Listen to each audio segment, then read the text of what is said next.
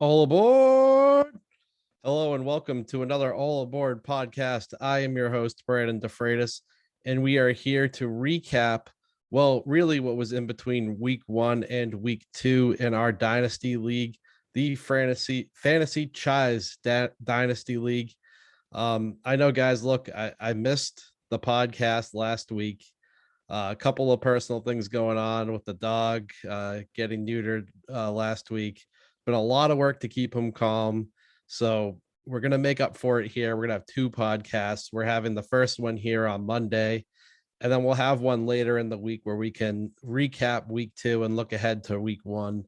Couple of admin things here first. I've been doing some thinking how we want to run these, and we'll probably do more recapping what occurs versus projecting.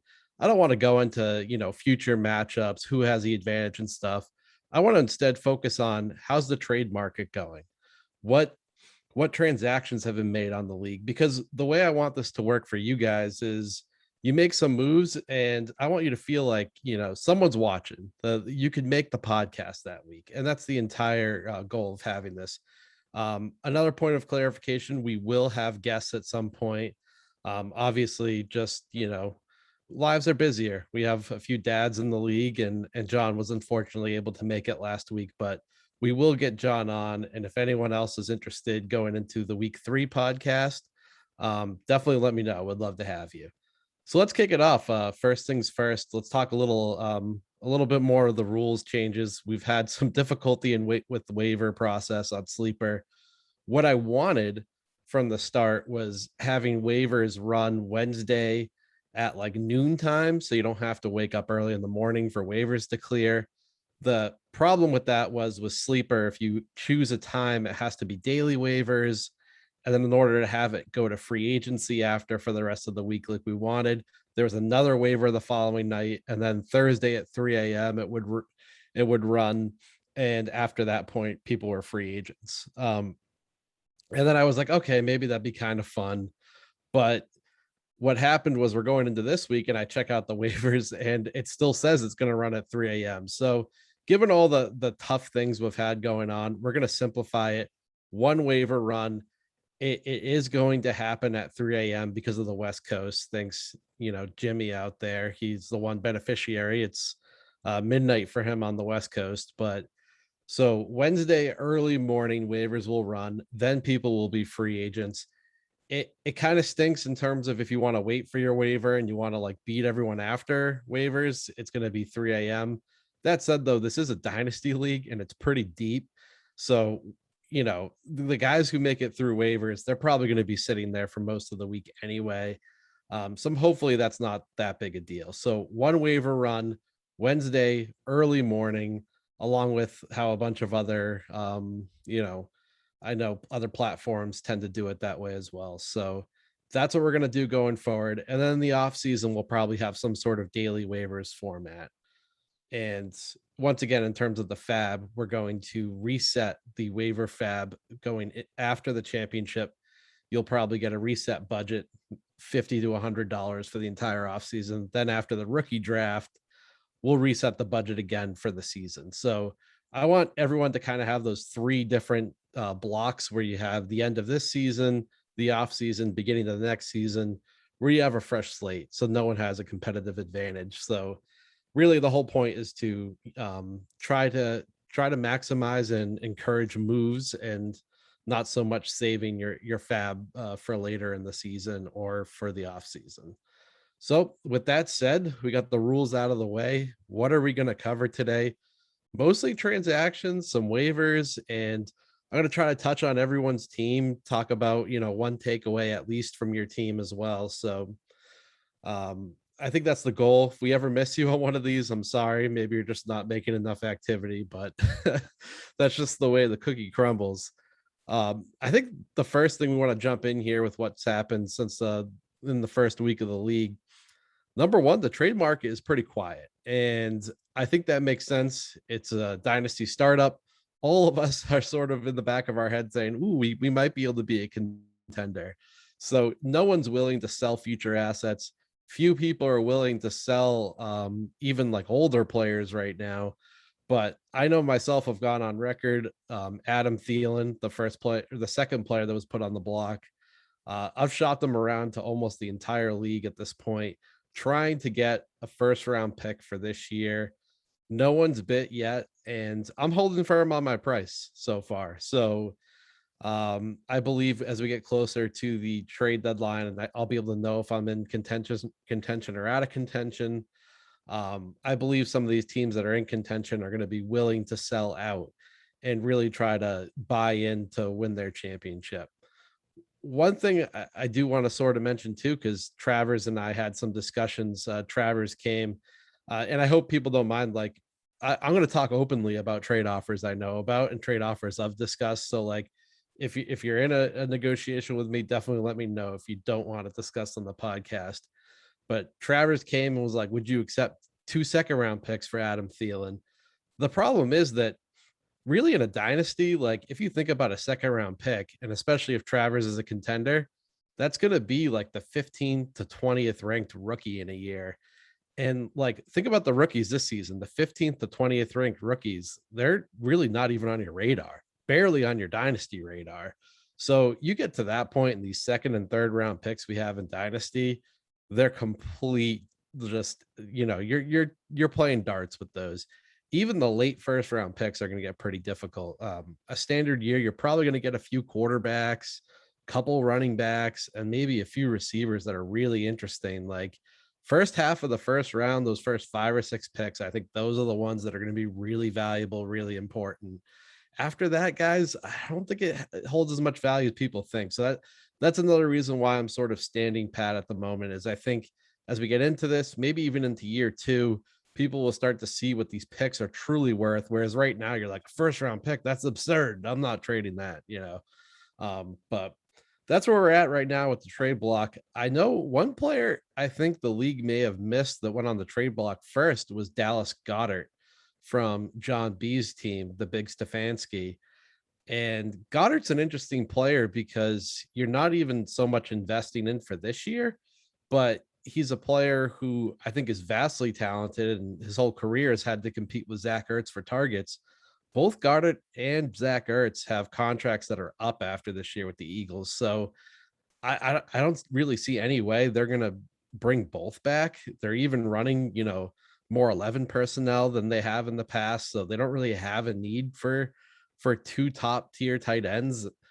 I I don't think they're going to bring both back. And if Goddard goes somewhere else, sure, it could be like a Jonnu Smith and Hunter Henry where they end up splitting time anyways, but there's a good chance here Dallas Goedert goes to a team and is a really key piece of what they're doing on offense. So I've been interested. I still am interested in sniffing around, interested, depending on what the price is from John. But if you're going to bring that up, 2 players on the trade block, one with an expiring contract in Dallas Goedert and the other in Adam Thielen, where I think, most of us are probably agreeing that, maybe he'll have value next year, but, Kirk Cousins, I believe his contract is also up. So it's tough to say. So I think right now most of us are looking at Adam Thielen as a 1-year type value.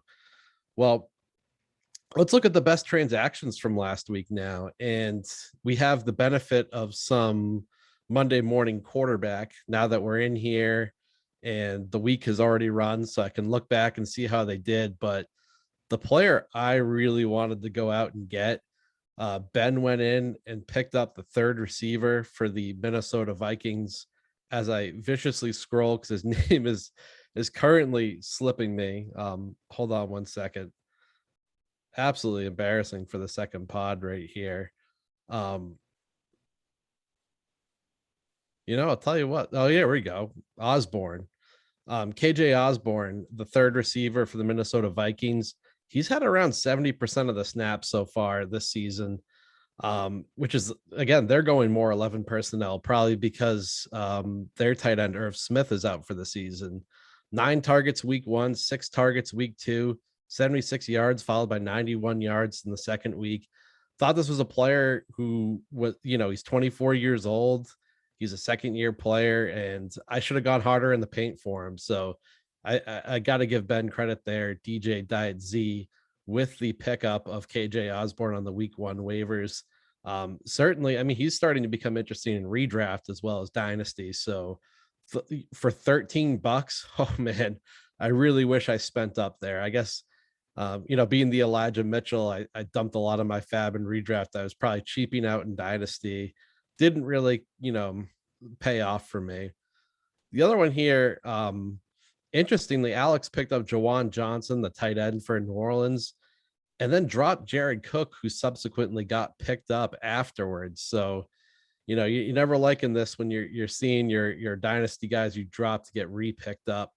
Mark DeMellon came in and snagged Jared Cook. Seems like he has a decent role. So a lot of shifting going on the week one waivers. I like the Jeff Wilson ad from Diet Z. I liked the Njoku ad. Both fairly cheap money. You can sort of see that DJ Diet Z was like, I'm spending my money week one, and kind of hard to blame him because that's when some of the better guys are probably available. Someone else I'll highlight, the big Stefanski adding Quez Watkins, player I dropped last week. Second year player, lot of speed, playing the third receiver role for Philadelphia. So, these are the guys who are interested in dynasty. It's not, it certainly is not the same as a redraft waiver wire. But I'm really happy to see a lot of the activity going around. Players who, we've already seen some ads I think have paid off in terms of Osborne. He's definitely the ad so far this season. Unfortunately, and we've talked a lot about Diet Z so far, but he did drop JD McKissick. And I think JD McKissick right after had that big game on Thursday Night Football last week. He's on waivers for Wednesday morning, and I'm expecting, look, there are teams, especially in this dynasty format, who need running backs. And I didn't hate the release either, because I just don't really believe in McKissick long term. I don't think it's going to hurt him so much on a long term outlook, but for a 1-year player, he's flex worthy in this deep format. Someone's going to drop a good amount of cash for JD McKissick. Maybe it's even me. So I think Ben, he brought in Osborne, gets rid of McKissick. I'd say he came out on top overall in the week in terms of his moves, but certainly, something that he probably wishes he didn't do right before that big Thursday night week. So let's start going down the teams. Again, apologies, if I'm rushing through here. I want to make this quicker for you guys this year. Previous podcasts, I've been a little bit long, and I want you guys to be able to, especially with 2 this week, I want you to be able to enjoy and not have to force it into your schedule. Looking at Mark's team, it's strong to produce. And we brought this up last week, an interesting tidbit, how Mike Evans struggled in week 1 when Antonio Brown went off. And we said, maybe it evens out his potential, but with all these these Buccaneers pass catchers that Mark has, when there's bound to be someone who doesn't have a good week. And this week it was Antonio Brown. Mike Evans, 22 points, Antonio Brown, 2.2. It's almost the same in reverse of what happened last week between Brown and Evans. Gronkowski, another big week. So, maybe it just, they can just average 10 points together, and that's good for Mark under this format. But I think, especially being a dynasty, like, he's just so invested in the Buccaneers, and he's got Brady, Gronk, Evans, Antonio Brown. Like, it's great for this year. He's really competitive, but how sustainable is this long term? That's my question. One positive for the future for him, a guy who's really stepped up since the draft and would be more expensive now if we had our dynasty draft today, Mike Williams. He's playing the X receiver in Joe Lombardi's offense right now for the Chargers, and he's really getting targeted up the wazoo.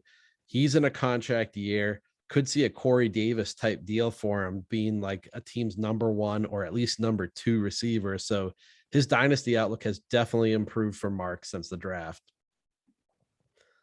Moving on to Travers, and thank you, Jimmy, for the losing $10 to me. Jimmy, there's a lot of activity and trash talk on the board this week for Jimmy and Ben's matchup, or sorry, Travers and Ben's matchup, and Ben came out on top. And Travers has a strong team this year. I still expect him to be a contender, but disappointing loss for him.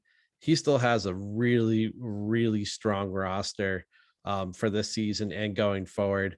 One big move he made, he was the Taylor Heineke edition, and I should have mentioned this in the waiver format.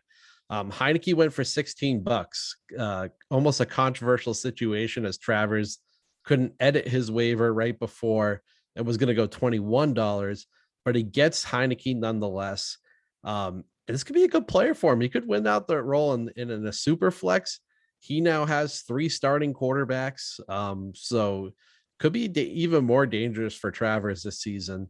On a trade note, I know John Canellis has reached out, interested in the Lambeau Leaps. I should name team names for those of us still getting used to the league members, but he's reached out with interest in Taylor Heineke. So I'm interested to see if any trades develop there on that end between those two teams. The DeFreitas Bowl happening this week, so we'll recap Alex's team. We always have some close battles, and tonight I believe I'm down 45 points going into Monday Night Football, and I have Jared Goff, Marquez Valdez-Scantling, and DeAndre Swift. I feel like it's a toss-up. I know Sleeper is putting it as a 36% chance for me to win. I think it's a straight toss-up for me against Alex. The most surprising thing for me for Alex is he drafted a collection of trash quarterbacks, Darnold, Daniel Jones, Tua Tagovailoa, and Daniel Jones is working out for me. He ran for 95 yards this week. He's got some weapons. I don't know. Darnold and Daniel Jones, at least while they have their jobs, they're putting up points, combined 50 points for his team this week. I think that's big. And he's also had a couple players. Eli Mitchell, he's, as far as I know, the only taxi squad call up in the league. Looks like his current and future value has skyrocketed since the draft. And a guy, Tim Patrick, that always gets disrespected, has gotten a touchdown in each of the 2 games. So Alex's future looking certainly better than it did at the draft. And you know what? I'm looking at the team deeper right now. Those aren't the only guys with value to go up. Jamar Chase has been way more involved, a touchdown in each of the first 2 games. And he's got Deebo Samuel, who I would have to say we all would have invested more in Deebo Samuel at draft time. So really a good first 2 weeks for Alex. If he can pull off the win, he'll be 2-0. He'll be contending with a team I think he drafted more for the future with. And then it's just going to be solving that quarterback situation, because maybe one of these guys, Darnold, Daniel Jones, Tua, like ends up being a long-term starter for their team. But right now, it's just not looking that way. So he badly needs Trey Lance to hit, and he needs to do something else to acquire a quarterback in the offseason. Moving on to Jimmy, and I just got to take the L right away, Jimmy. I had you as the last ranked team in the power rankings. This week's power rankings are going to come out, and spoiler alert, you will not be the last place team anymore. Things have been going pretty well. McCaffrey's just a bona fide stud. Deontay Johnson looks like the number 1 receiver there in Pittsburgh. I think his value, current and future, has gone up. And yeah, Darren Waller got 19 targets week 1. So he's got a good future coming up. I know I'm not going to name players. Jimmy can, but I've been in some talks for some of Jimmy's bench players. I think he's got some decent guys for the future, and I've tried to sell him current assets for guys I like going into next year. So interesting. I wonder if it's going to materialize more going into this week, but there have been discussions between myself and Jimmy. Myself and everyone, if we're being totally honest, but I think some of the more interesting ones have occurred between Jimmy and myself. The big Stefanski, John B, he went all in on Kyle Pitts. It's been a little mediocre so far, but let's remember, I mean, it's still pretty solid at tight end for him.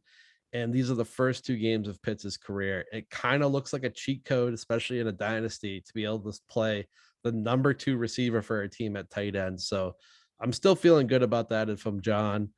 And looking down the rest of his roster, like, I know Kyler Murray went like early in the first round, but Kyler Murray, if we had the draft today, like, he might challenge for the first overall pick. He's just like ridiculously studly right now.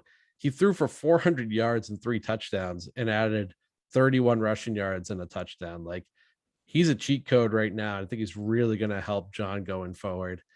and Rondale Moore already heating up, already flex worthy for him. So things are trending pretty good for John. And I think that's going to be interesting this year. I don't know who the buyers and sellers are, except for me trying to constantly sell, but he's got a good team. The ultimate jinx, John Canales, Lambeau Leap. I've been jinxing you left and right. Had a little bit of a better week 2 here. Looks like it's a close matchup with, I'm going to check on that matchup actually. Is that over? Because that's a big one between John and Mark. Ooh, coming into tonight, John is down 16 points. And let me see who he has left. He's got Aaron Rodgers left. So he should overtake. No jinx. You can hear me knocking wood, John. I can't do this again to you. But what a game. 191 from Mark, and John might compete and take him out. Honestly, though, even if John doesn't, I'm telling you, he's still way high in my power rankings, whether he's 0-2 or not. You have to keep in mind the season's an extra game longer this year. Plenty of time for him to turn it around. And I mean, my boy Lamar, I'm wearing the Ray Lewis because of that huge win last night against the Chiefs. I don't want to hear any more crap from anyone about how Lamar can't beat Pat Mahomes. He does it different, but he's an absolute generational talent, and he's going to win a Super Bowl at some point in his career. I guarantee it. There's no question in my mind that Lamar Jackson's going to win a Super Bowl. Total stud. Get used to it, those of you who doubt him and doubt, just love the conventional quarterback, whatever that is. Like, Lamar's going to prove you all wrong. I love it. I think that's enough on John's team. It's quite a, tell him what, 10 teams. I didn't get a water for this. We're going to keep going, but we've reached my squad. We've talked plenty about, I'm not going to talk about my squad other than maybe just a quick note. Terry McLaurin looks like he's even better than I thought he was. Total stud for the future and currently. So I'm absolutely thrilled with him. A little bit of an underperformer so far with Edwin, but he's got a really good team. And once again, just like with John, I think the season's long enough for Edwin to come back. Looking at players on his team, guys who have really leveled up since the draft, Tyler Higby, geez. He was really involved even in week 2. I know that he didn't really score or it was a disappointing performance, but he'll be just fine. Still very involved in that offense. And then David Montgomery has looked, he leveled up. I'm telling you, he looks like an absolute stud out there on the field. Combine that with Damian Harris. Look, I should note this too for any teams out there. Let's listen to this. No one has this kind of running back depth in the league. He has Zeke, Cook, David Montgomery, Damian Harris, and I swear there was another one in there, but and Javonte Williams. He's 5 deep at running back. And wait, Tyson Williams, 6 deep. So if you have running back problems and you're out there trying to dump whatever you can into JD McKissick this week, maybe peek over at Edwin. Maybe you can work out a trade because he's got some serious running back depth right now. That's impressive, buddy. We have Will Tam here. Cannot read his team name, which is pretty standard for him on the YouTube. But I think the most disappointing thing, I'm going to start off negative and I'm going to bring it back up positive for him. He spent his early second round pick, the 11th pick, in the startup on Trevor Lawrence. It's way too early to write off a rookie quarterback, but man, he's just been bad. And I don't think it's so much Lawrence as it is Urban Meyer, not putting together a great environment for him. And he was, am I reading that he was 14 of 33 this week? Oh, geez.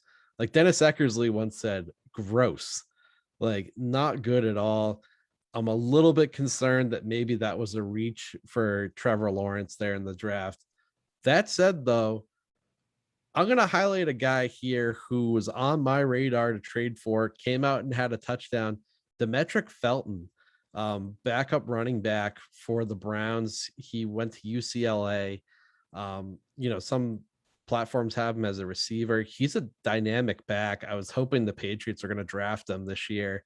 They didn't. He ends up going to the Browns. I think he's interesting there. Kevin Stefanski loves running the ball. He loves running backs. Felton's he's a pass catcher. And if Kareem Hunt went down, I don't necessarily think Nick Chubb would get any of the pass catching work. I wonder if it would be Felton. So I like him for the future. A guy I think I would have drafted a little bit earlier than he went in the draft. I will probably be sniffing around, Tam, trying to make an offer there. But and then TJ Hawkinson, bona fide stud. He's going to be the target leader for the Detroit Lions. I think he's going to be going higher in startup drafts now and next year, especially than he did in ours. And finally, we get to Fatty Cats. Ben, DJ Diet C. We've talked about some of his moves a lot. Still think he has such a solid team. And some players who have changed value since the draft. Darrell Henderson. I mean, look, I know he got hurt and durability is always a thing for him, but when he has the lead role, he produces for the Rams. Ben got him pretty late for a starting running back, and Cam Akers returning is really no sure thing. This is probably a good time to cover this. Like J.K. Dobbins and Travis Etienne, two of the other high running backs who got injured for the season, they both have injuries they can come back from and basically be what they were. Not basically, like they'll come back 100%. Dobbins had a clean ACL tear. It's, clean in terms of ACL tears, and then Travis Etienne had a Liz Frank injury. We've seen running backs come back from that. He's an entire year. I mean, he has the entire, season and then the off season to recover from it. I think he's going to be just fine, but Cam Akers tore his Achilles, and at the running back position, at least, I don't even know if I've seen a receiver, but those skill positions, they're just never the same after that. So I think there's a chance Henderson has a little bit more value going forward than we think. And I believe this is his third season. So he's under contract at least another year with the Rams. I am not a Sony Michel believer myself. I used to be. I think he's just kind of like an average NFL back, which is fine. But when Henderson's healthy, he's going to be the guy there for the Rams. Nice little level up for Ben. And then an unfortunate thing, I don't want to call my shot now. I know I'm the Elijah Mitchell guy, but why not call it in week 2? Hope is not all lost for Trey Sermon, but it seems like they don't like him. And I know we all were shocked when Sermon was inactive, but let's keep in mind, this isn't a first round pick or a second round pick, and where we can say, oh, like he's definitely more talented than Eli Mitchell. He was a third round pick and they traded up for him, but we've seen plenty of third round picks before flame out. It sort of reminds me, and maybe I have a little bit of a subconscious bias here that I'm not thinking of. There's a good article, by the way, in The Athletic talks about, psychological drivers and decision making. But the one I'm kind of focusing on here is I'm comparing it to what I've seen before. And the Denver Broncos, when they drafted Royce Freeman in the 3rd round, and everyone thought he was can't miss. They're excited for him. Philip Lindsay comes out and just like looks great, takes the starting job, and we're all like, well, Freeman has to come back. And now look at Freeman. I mean, like, I'm not saying Trey Sermon can't be anything in the NFL, because that would just be absurd at this point. But there's a chance that, like, I don't think it's a guarantee this 3rd round pick is really more talented than Elijah Mitchell or even Jeff Wilson or even JaMychal Hasty. Like, they don't seem to like him. And the fact that he fumbled on his first carry, that doesn't bode very well after they had him inactive week 1. Trey Sermon probably went a little bit earlier in the dynasty than he would go right now, I'd have to say. So fortunately for Ben, I'm out on Trey Sermon in redraft. And I think his dynasty value, there's still obvious value for a young running back, but I'm concerned. I'm concerned going forward. I sort of see that team investing in a running back, whether through the draft or free agency this offseason. But that concludes our week 1 or week 2, whatever. We're kind of making up for not doing it last week. We'll be back later this week, hopefully with a guest. Come out, reach out, let me know. Good luck Monday night. I know we have the DeFreitas Bowl coming down. Which is kind of the toilet bowl game. It's going to end up in the 130s. And then we have your premier matchup with John and Mark coming down. It's probably going to be around 200 points when all is said and done. So good luck in your matchups tonight, boys, in this league and the other leagues. Thank you for listening from the All Bar Podcast. I'm Brandon DeFreitas. We'll see you next time.